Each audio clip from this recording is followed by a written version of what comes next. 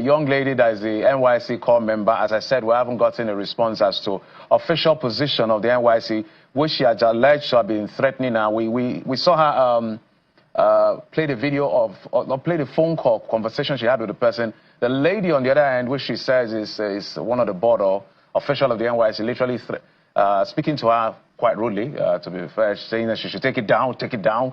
And she was asking, are you threatening me? And our worry is, can't I just speak my mind as a Nigerian? This is biting me.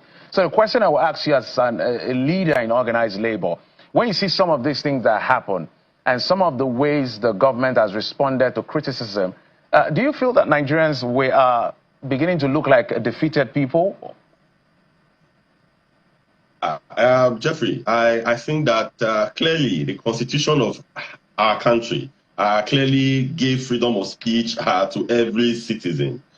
So for us in TUC, we are strongly advocating for freedom of speech. People should be able to air their views. But also, we should also note as well, it's just as if the fact that I can air my view, I cannot walk into your station, Jeffrey, and I will start raining abuses on you. Yes, you are not a public servant. But public servants should also understand that Nigerians are passing through pain.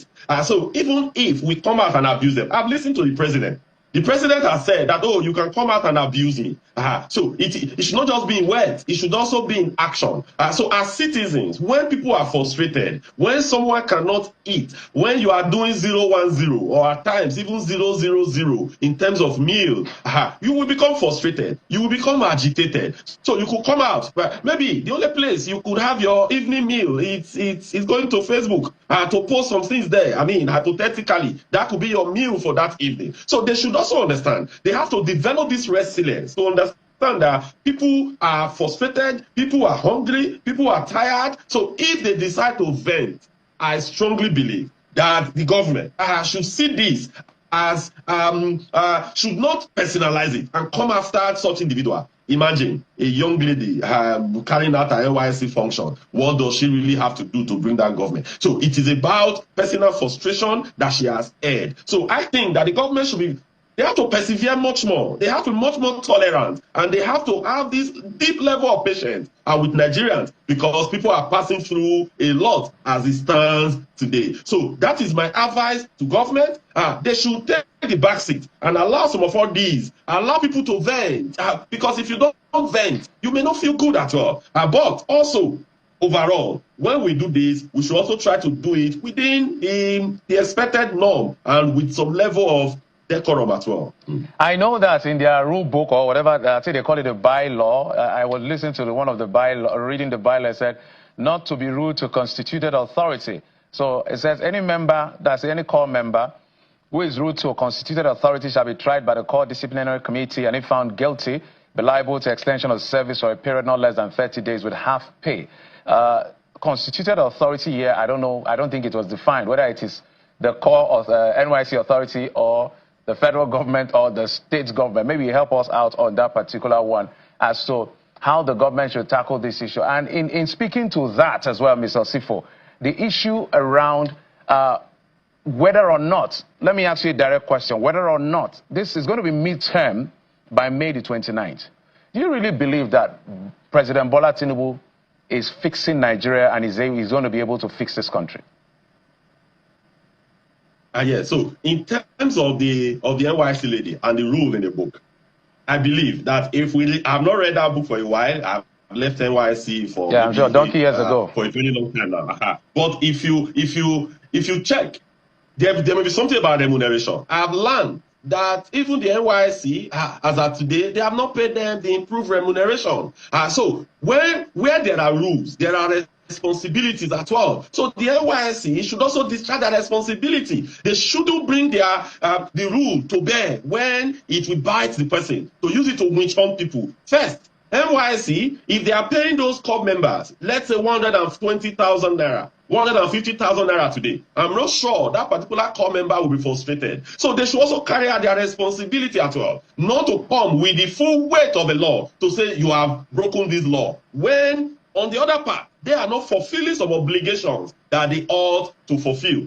Then in terms of the performance. I think severally when I've met you on this platform, you've actually asked me this. Yeah, for me and for us in Trade Union Congress of Nigeria as of today, there are some things that are quite positive that has happened. There are things about the student loan, things about the credit scheme, but this should be deepened further because we have done some investigation on that. It is not as deep as it should be, but it's a work in progress. It has started. So there are some positives. Well, there are a lot of other negatives. What Nigerians see today, is I'm going to bed. Do I have food to eat? Can I afford energy? Can I pay for clothing? Can I pay for housing? So the cost of all these has skyrocketed and it is affecting Nigerians. So if you put this on a balance of scale, there is nobody that is in his own right senses after the first 2 years we rate this government high. Probably the last 2 years might be different, but the first 2 years there are a lot of gaps that need to be fixed and needs to be addressed.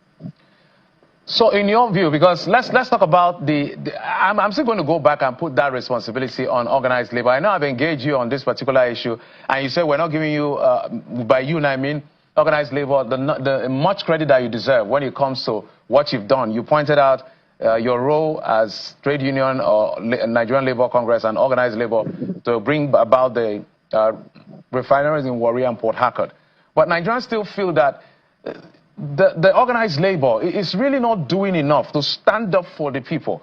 When you hear that and you see what you're doing, what is it that you think Nigerians are saying you should do? We saw a protest, I think, in Cyprus, that they say 100,000 people. Perhaps people are expecting you to organize massive protests. What exactly do you think Nigerians are asking for? That they are feeling that organized labor has lost its touch and is now maybe complicit with the government? Jeffrey. Go ahead, please, Mr. Osifo. So the president, by the grace of God, I'm also the president of Pengasan. So if you go to Pengasan today, go and ask Pengasan members how much we have affected their lives. Go and ask any Pengasan member on the street how much we have touched their lives. See, that is our primary responsibility, Jeffrey. Our primary responsibility is not to be opposition to government. I've said this over and over again. Our primary responsibility is to our members. We have members that pay dues to keep the center working. So our primary responsibility is to those members. So the way we work, my CWC, the way we work every day in Pengasan to make the lives of the people better. Go to NUPRC, go and ask them how their life has been better. Go to NMDPRA, go to Total Energies, go to Chevron, go to ExxonMobil. They will tell you that in the last 2 years, that practically their salaries in most organizations have been doubled. It is because of our efforts. So now, first, our primary responsibility, Jeffrey, is to our members. So Nigerians, to face Nigerians, you shouldn't just put all the heat on organized labor. No. When election is coming, you cannot go and collect 1,000 naira, 5,000 naira to vote for a candidate that you know that this person is a criminal. You know that this candidate over the years has done nothing outside thuggery. You will not go and vote for him against a professor, against a university lecturer, against a secondary school teacher who has lived Mr. Osifo. Over the years. Then when you finish it, sorry, let me just call on this. When you finish it, 10 seconds. Elected people that doesn't have the right character to occupy where they are occupying, you will not say organized labor, go and kill. No. Organized labor, first of all, we have members in our constituency that we are responsible for. Each of the affiliates are working on a daily basis to get this done. So to fix Nigeria, there must be collectivism across board. Jeffrey, if you go to the US, I ask you today, I know you are very vast, but you may not be able to tell me the equivalent of NLC and TUC in the US. The reason is this, because you have institutions that are functioning. The reason is because you have opposition parties that is functioning. So in Nigeria... Okay, Mr. Osifo, your points are well noted. I can see